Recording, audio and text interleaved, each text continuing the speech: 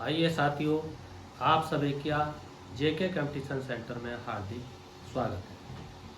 आज आपके लिए बहुत ही महत्वपूर्ण जो भारतीय राज्य व्यवस्था एवं संविधान से संबंधित महत्वपूर्ण टॉपिक है, जिसमें अंतरिम जो मंत्रिमंडल है उसके बारे में बताया जाएगा और आपके संविधान सभा के महत्वपूर्ण तथ्य आपको बताए जाएंगे और 1937 के चुनाव के आधार पर सरकार का गठन की क्या प्रक्रिया थी वो पूरा समझाया जाएगा और उसके बाद में अंतरिम सरकार जो थी वो 26 अक्टूबर 1946 को उसके बारे में बताया जाएगा। जो महत्वपूर्ण प्रश्न हैं बार बार आपके कंपटीशन में आते हैं। तो प्रारंभ करते हैं संविधान सभा के महत्वपूर्ण तथ्य। क्या महत्वपूर्ण तथ्य हैं? प्रश्न बार बार पूछा जाता है कि पहली बैठक कब हुई, तो आपका उत्तर होगा 9 दिसंबर 1946 को। अस्थायी अध्यक्ष कौन थे? डॉक्टर सच्चिदानंद सिन्हा। स्थायी अध्यक्ष कौन थे? डॉक्टर राजेंद्र प्रसाद। संवैधानिक सलाहकार कौन थे? Sir BN Rao. संविधान के निर्माण में लगा समय कितना था? 2 वर्ष 11 माह 18 दिन। प्रारूप पर बहस कितने दिन चली? 114 दिन। कुल व्यय कितना हुआ? तो आपका 63,96,729 रुपये। कुल वाचन कितने हुए? 3 वाचन हुए। संविधान अपनाया कब गया? 26 नवंबर 1949 को, जिसे अंगीकृत कहते हैं। अंगीकृत को ही अपनाना कहते हैं। संविधान लागू कब हुआ? 26 जनवरी 1950 को। ये महत्वपूर्ण प्रश्न है।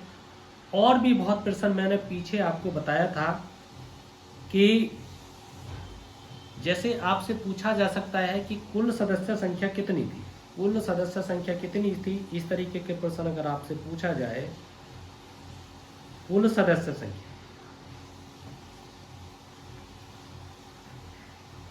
सदस्य संख्या कितनी थी, अगर ये पूछा जाए तो 389 थी। और आपसे पूछा जा सकता है कि ब्रिटिश प्रांतों से कितने थे, तो आपका उत्तर होगा 292 थे। अगर आपसे पूछा जाए कि देशी रियासतों से कितने थे, तो 93 थे।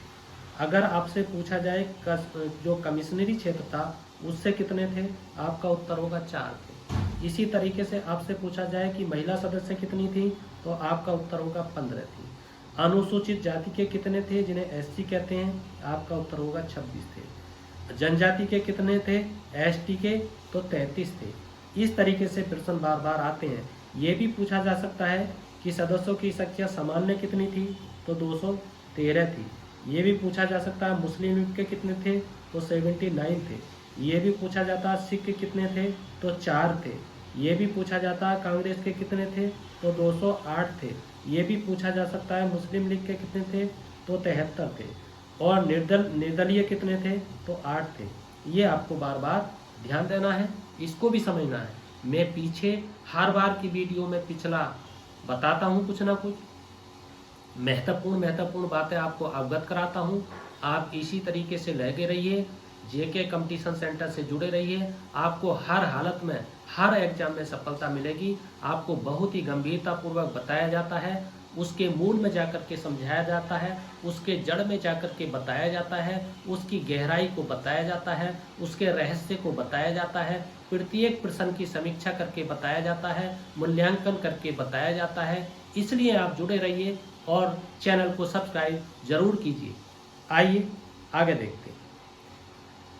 1937 के चुनाव के आधार पर सरकार का गठन, क्योंकि इससे संबंधित बार बार प्रश्न पूछे जाते हैं और बार बार प्रश्न आते हैं।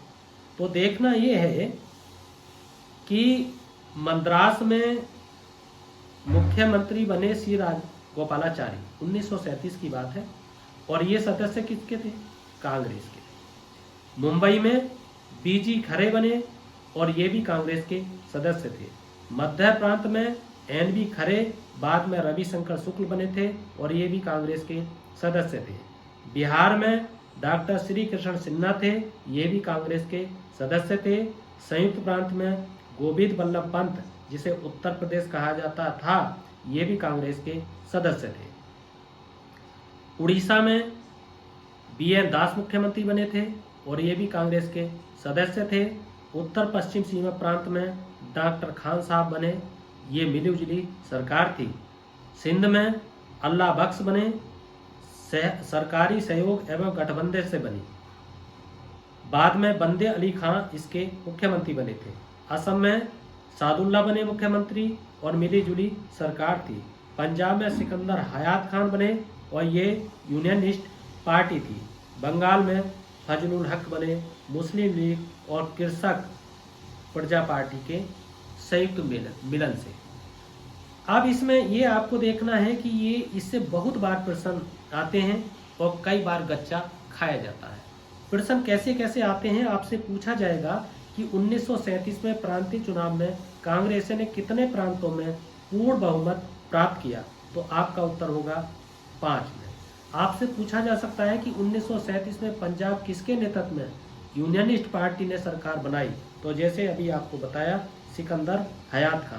इस तरीके से पूछा जा सकता है कि 1937 के चुनाव में कांग्रेस का चुनाव चिन्ह क्या था, तो आपको बताया जाए पीला बक्सा था। ये आपको ध्यान देना है, ये कई बार आया है।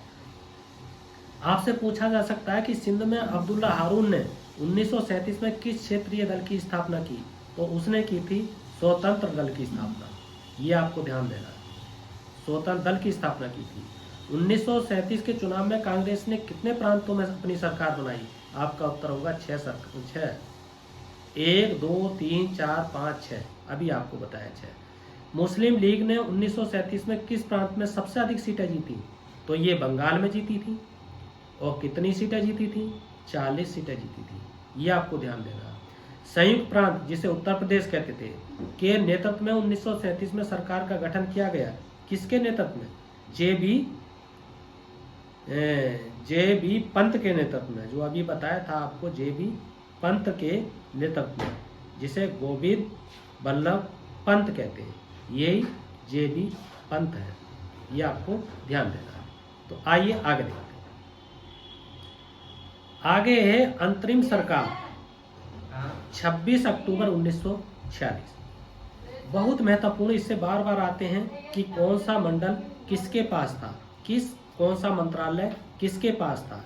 जैसे कि J.L. नेहरू के पास कौन कौन से मंत्रालय थे उस समय, विदेश मंत्रालय था, राष्ट्रीय मंडल संबंधी मंत्रालय था, सूचना मंत्रालय किसके पास था, वल्लभ भाई पटेल के, प्रसारण मंत्रालय और गृह मंत्रालय भी वल्लभ भाई पटेल के पास था। क्योंकि कई बार प्रश्न पूछा जाता है कि सूचना मंत्रालय किसके पास था 26 अक्टूबर 1946 में जब अंतरिम सरकार का गठन हुआ, तो किसके पास था, आपका उत्तर होगा सरदार वल्लभ भाई पटेल।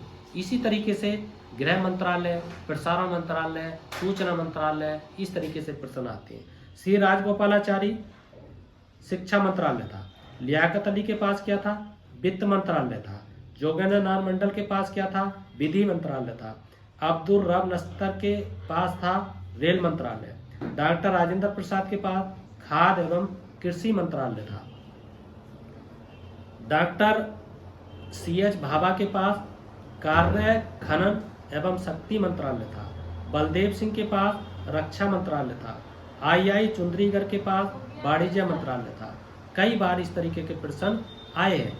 इसके अलावा भी और प्रश्न हो सकते हैं, जैसे कि आपके श्री राजगोपालाचारी के पास जो शिक्षा था, उसी तरीके से प्रश्न आते हैं एक रेलवे मंत्रालय किसके पास था, रेलवे मंत्रालय, ये आपको ध्यान देना।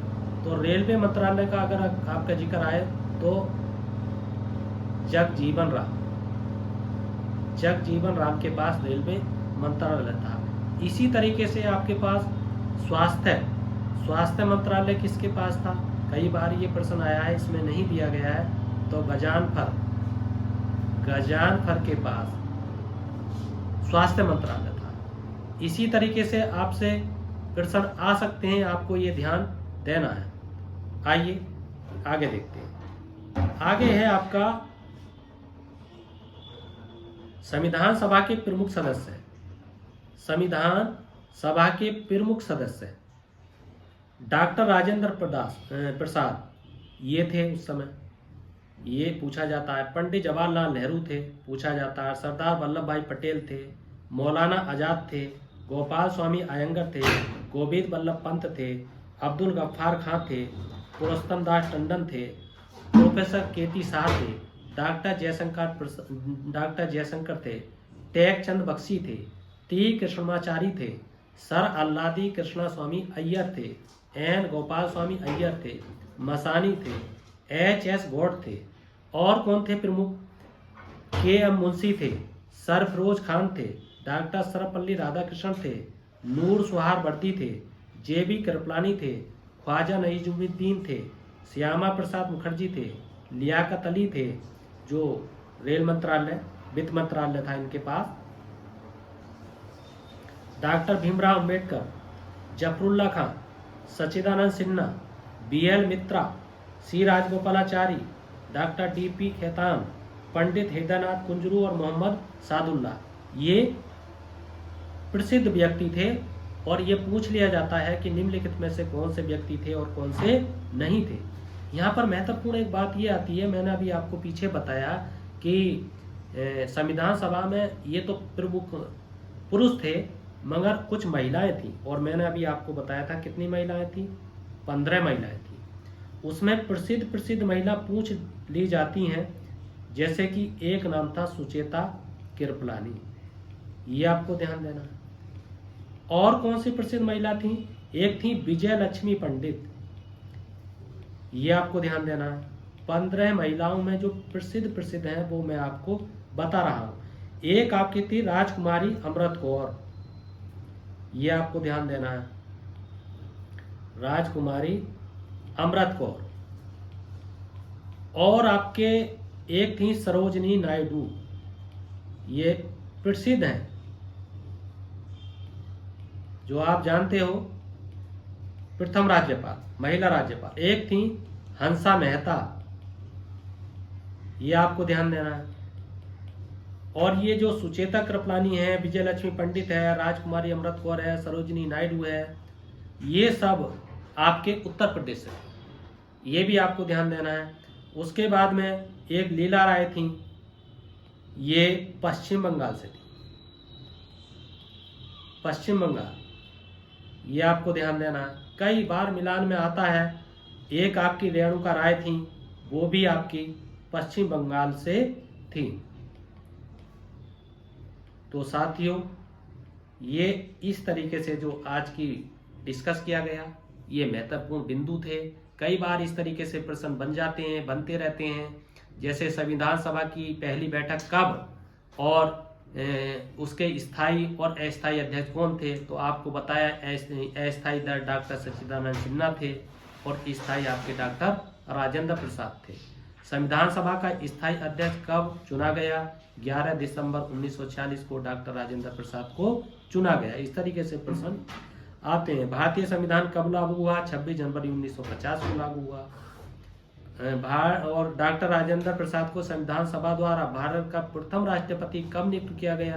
तो वो भी आपका 26 जनवरी 1950 को नियुक्त किया गया। ये आपको ध्यान देना है। तो साथियों, दोस्तों, मित्रों, यदि आपको ये वीडियो पसंद आई है तो इस चैनल को सब्सक्राइब जरूर कीजिए, लाइक जरूर कीजिए, कमेंट जरूर कीजिए, फीडबैक जरूर दीजिए। इसी के साथ आपका बहुत बहुत हार्दिक धन्यवाद।